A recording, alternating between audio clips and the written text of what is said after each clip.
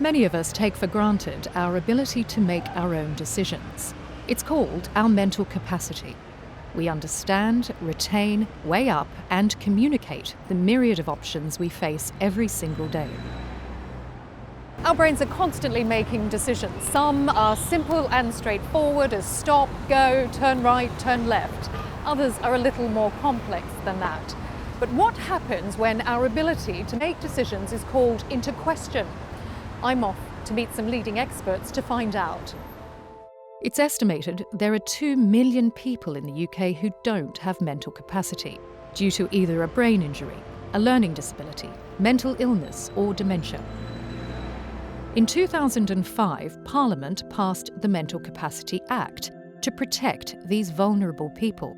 It covers day-to-day things like what clothes to wear or what food to buy, to more serious decisions like whether to move into a care home or make a will.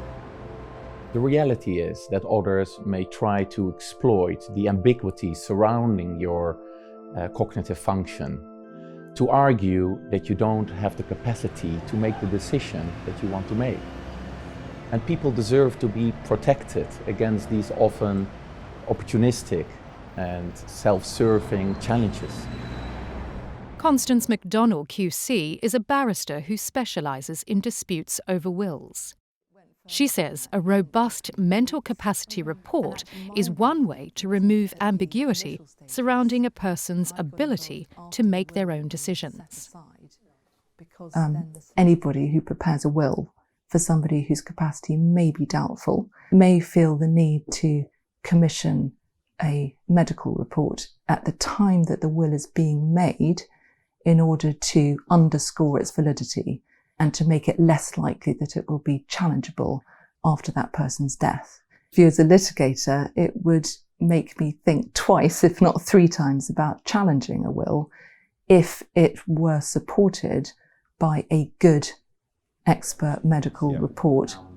Very exciting. Dr. James Warner is Medical Director at Halcyon Doctors, leading experts in mental capacity assessments.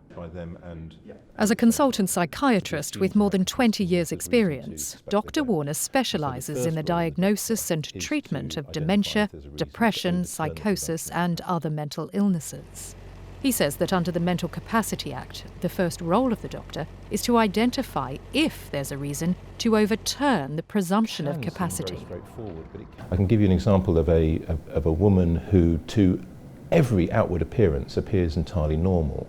But when you dig deeper into her mental state, she has some psychotic beliefs, she has some delusions that her son isn't really her son, he's been taken over by the devil, and that's why she's rewriting her will. People who are superficial in their assessment of the patient would miss that sort of very important issue that would mean that she would not have capacity. When someone is close to the point of capacity, a doctor may identify grounds for incapacity where others wouldn't. But their expertise also works the other way round.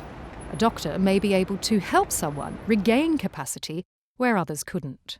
If someone is close to the point of having capacity, I would always look to see whether we can do things to maximise capacity.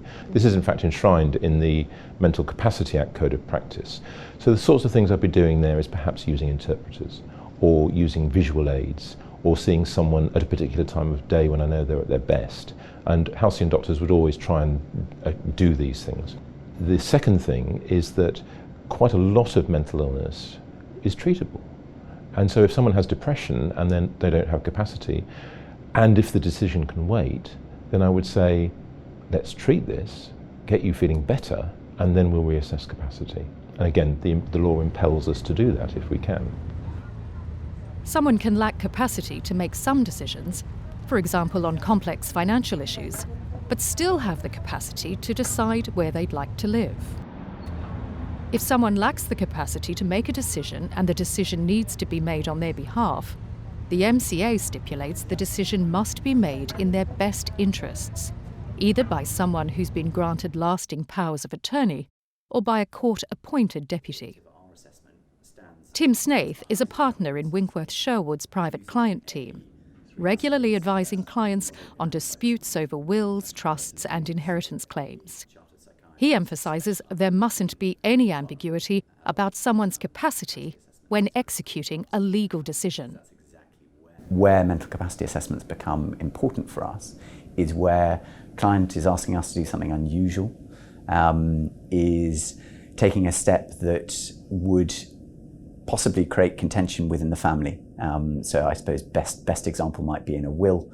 If they were to come in and ask us to write one of their children out of their will, which would go against their pattern of giving and pattern of wills over the last 20 years, that's where seeking an independent capacity assessment from a medical professional becomes really important to us. It's really to try to make our client's position as cast iron as possible.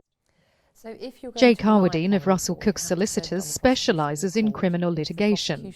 In her line of work, it is crucial that those accused of crimes understand the charges they face and are fit to stand trial. She says an unequivocal conclusion about someone's capacity to stand trial can only be drawn by an experienced doctor with steadfast integrity. Expert psychiatrists who look for the tells, the signs that may mean it's something more subtle, and may mean that, in my instance, defendants who face criminal proceedings, very serious proceedings, can't have a fair trial, and that's a very important aspect for vulnerable individuals. So robust reports and thorough reports are critical in my area of work. As solicitors, we're not medically trained, so there can be circumstances where we're still left with questions personally, and the level of our expertise just doesn't come close to that of a highly trained consultant psychiatrist. Halcyon Doctors deploys only the best experts with decades of clinical experience, with an intricate understanding of the relevant legal tests, and of course, with unquestionable integrity. We believe that is the only way to do it. A mental capacity report that fails to protect you against an opportunistic legal challenge is a report that fails to uphold your most fundamental right, your right to make your own decisions.